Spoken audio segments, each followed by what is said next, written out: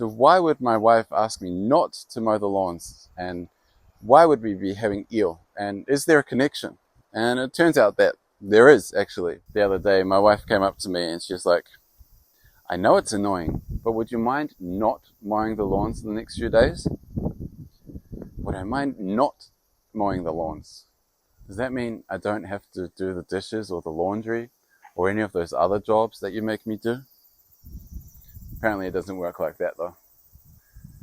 And then she was like, oh yeah, and we're having eel for dinner. So I guess we're having eel for dinner. That's a good surprise. So why would my wife ask me not to mow the lawns? And why would we be having eel? And is there a connection? And it turns out that there is, actually. It's called Doyo no Ushi no Hi. Doyo no Ushi no Hi. And I can best translate it as the day of the ox in the term of soil. The day of the ox in the term of soil, which is just gibberish to many people. But to understand what this means, you have to know what the term of soil is, and you have to know what the day of the ox is. And so the term of soil is a strange one. And as with many things in Japanese culture, the term of soil goes back to ancient Chinese culture. In ancient China, there are what were called 24 solar terms in a year. So the year was separated into 24 different terms. And these 24 terms were used to determine what the farmers should do at specific times of the year. However, this didn't really apply well to Japanese seasons. So a Japanese person is very quick to remind you that in Japan they have 4 seasons. However, it's more like 72 because Japanese people have what are called micro seasons. We call them micro seasons in English. The big 4 seasons were each given a different element. So spring was wood, summer was fire, then autumn was gold or metal, and winter was water. And that leaves soil. So soil was used as the time between the 4 main seasons. So that means that the term of soil actually happens 4 times in a year. And these terms of soil are said to be controlled by Dokojin or Dokujin, the kami of soil. And so doing anything that could irritate the soil at this time is bad. It incurs the wrath of Dokojin or Dokujin. It incurs the wrath of the kami of the soil. So that's why I'm not allowed to mow the lawns during this time. And there are also a few other things that you can't do that might incur the wrath of the kami of the soil. And one of them is to move house. So you're not supposed to move house during this time of the year. And also another thing is traveling, because apparently traveling upsets the kami of the soil. So just be warned, I guess, lest you incur the wrath of the kami of the soil.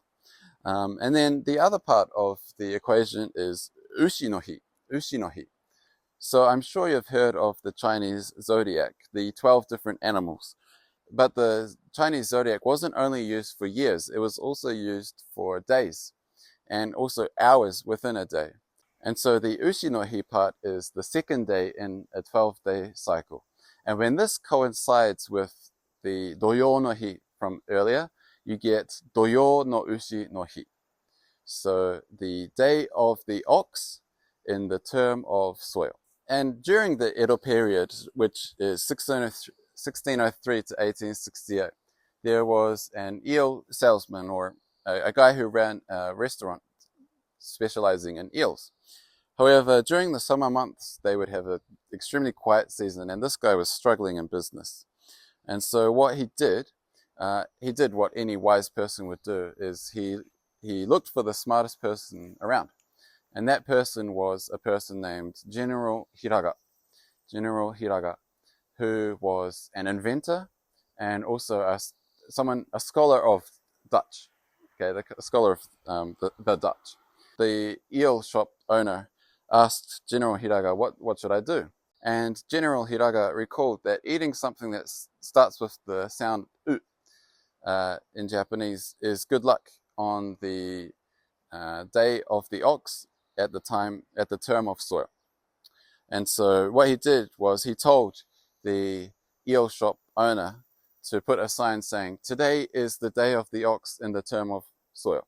And true to form, the eel became extremely popular and the shop exploded in popularity. And that is why Japanese people like to eat eels on this day. Or at least that's one legend. Another reason is simply because the hiragana for ushi, uh, u and shi, is believed to look like eels as well.